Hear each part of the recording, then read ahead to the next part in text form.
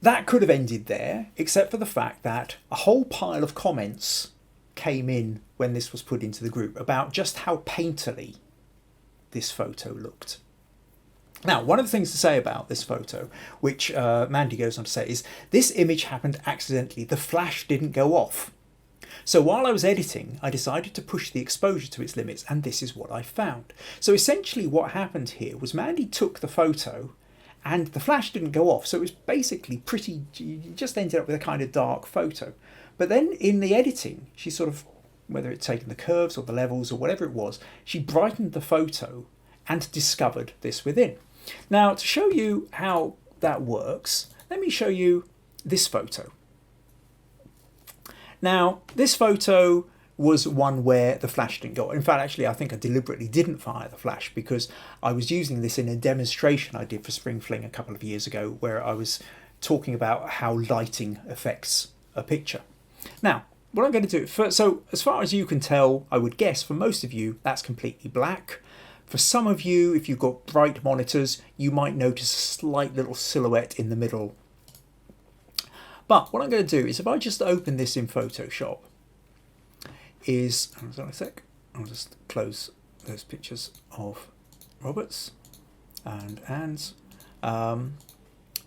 So back here, now in Photoshop this brightens things up a bit, you might be able to see an outline slightly more. Now if I take the curves and I start bringing that up, making it brighter and brighter, you notice Holly starts to appear here until I get to here, and you can now see her relatively clearly.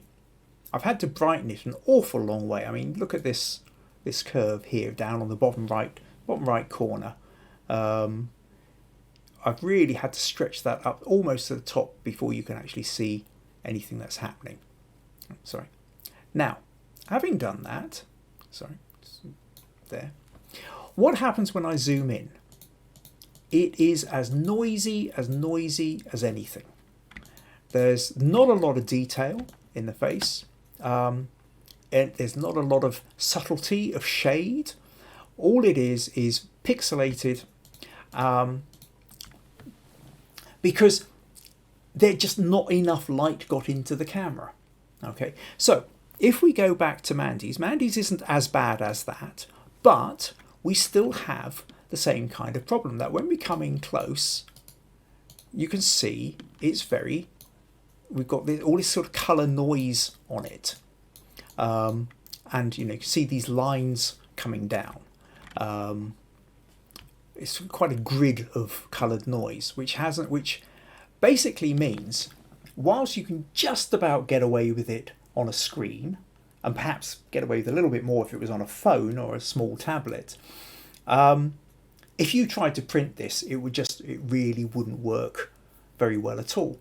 However, everybody kept going on about what a lovely kind of painterly effect there was on it. And I started thinking about it, and I think the painterly effect essentially comes from a couple of different aspects to it. Maybe three.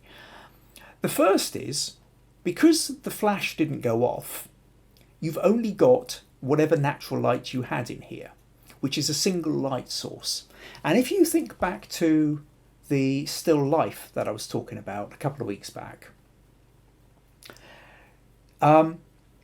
traditional old master painting right up until the days of artificial light, painting tended to be done with a single light source, whether it was candles or whether it was a window.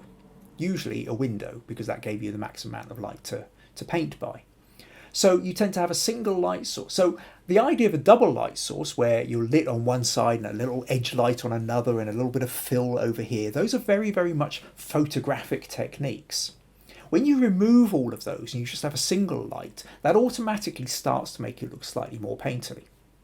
Second aspect of this is, because of, for whatever, the colour balance isn't there because the flash didn't go off, there's a very kind of yellowish tinge to this.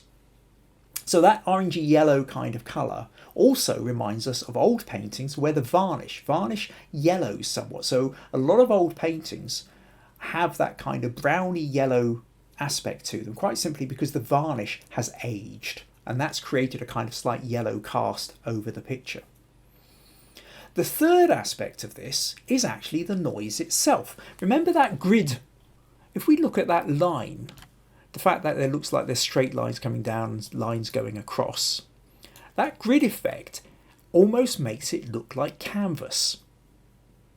And I think when you combine then the grid texture effect with the fact that there's a single light source, with the fact that there's a slight yellowish tinge, all these things make it look very, very painterly. Now, the thing with this is, I think, whilst the quality of the photo isn't good enough to print, these happy accidents, we get them all the time when we're trying to desperately do one thing, something doesn't work, and we end up with something we never intended. And that's great, but I think very occasionally that works. Very occasionally you end up with a better photo which you use, and I've talked about this before, and I've got various examples of photos which are my favourite photos, and I've printed up and I've put on the wall in a frame, and people have told me how much they love it, and I've had major smug moments from feeling so good about it. But the reality was it was an accident that happened to work in my favour. But sometimes, quite often what happens is you have an accident and it's like a kind of thumbnail sketch. It's a pointer. It's a pointer to what you might try and do instead. So with that in mind, it kind of triggered me. I started thinking, it reminded me that I've been thinking for a while. I quite fancied the idea of doing a portrait in a painterly style, like a kind of old master. So just like we did, so for those of you who remember a few weeks ago, we did the still life challenge, and I did this.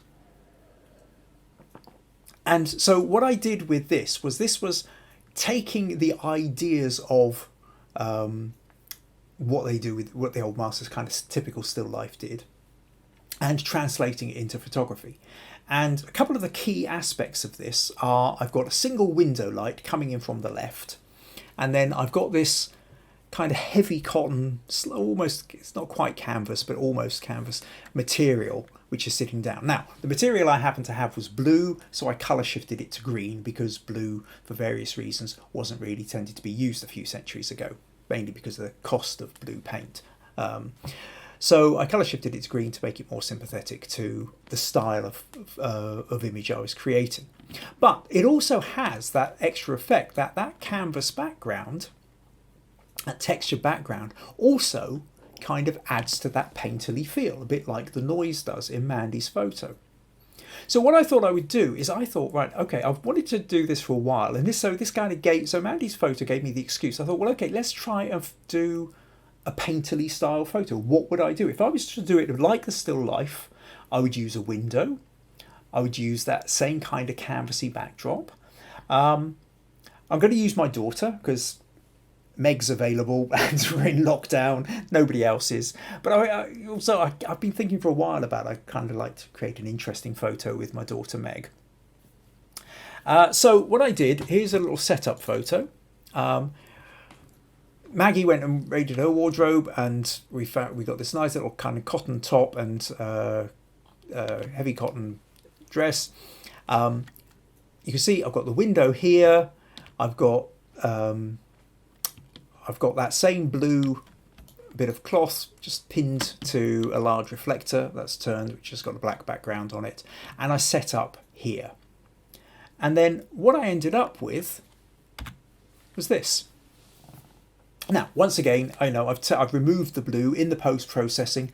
I desaturated, I selectively selected the blue in exactly the same way that with Anne's picture. Remember, I selected the browny reds of the rust of the metal girders, and then that allowed me to saturate and desaturate only that colour without worrying about the rest of it. I did the same thing with this. I selected the blue. It's a handy thing. Blue's always one of these useful colours because none of the skin tones are blue, so you can deselect, so you can oversaturate, change the colour, desaturate the blue without necessarily affecting the rest of the picture. The fact she was wearing a green dress, she's got red hair, allowed me to do that. So I desaturated that background. I've got a single light coming in from the left.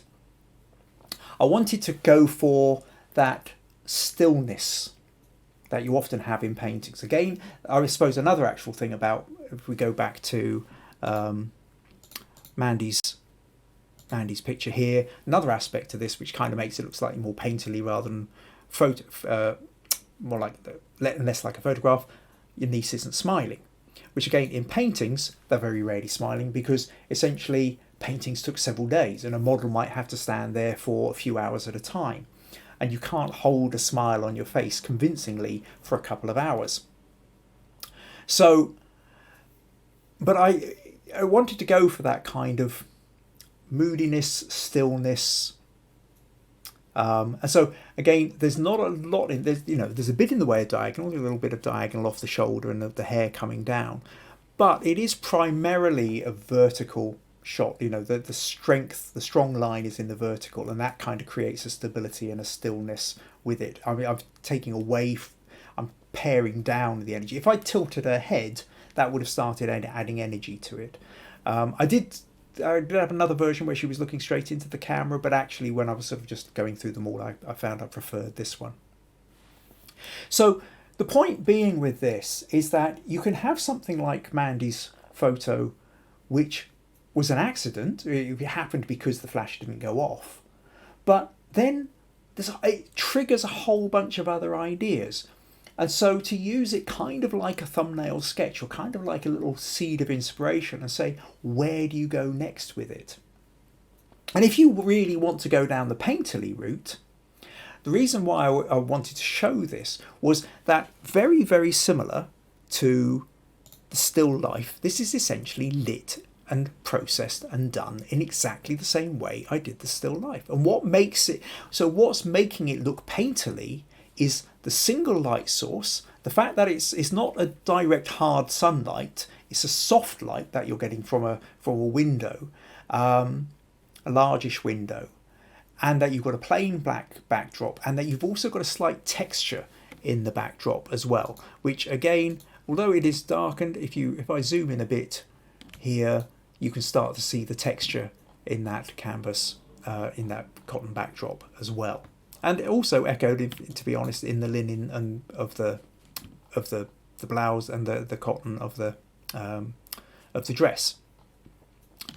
So even though we know this is a photo, because I'm echoing some of the tropes and the ideas and the kind of anchor points of painting, the brain looking at it automatically latches onto all the traditional things of a painting and we superimpose it on there. So that's what I wanted to chat about with that. So thank you very much for sending that one in, Mandy. Certainly triggered off plenty of ideas for me, and hopefully it's triggered a few ideas for others as well. If you found this useful, let your friends know and hit subscribe.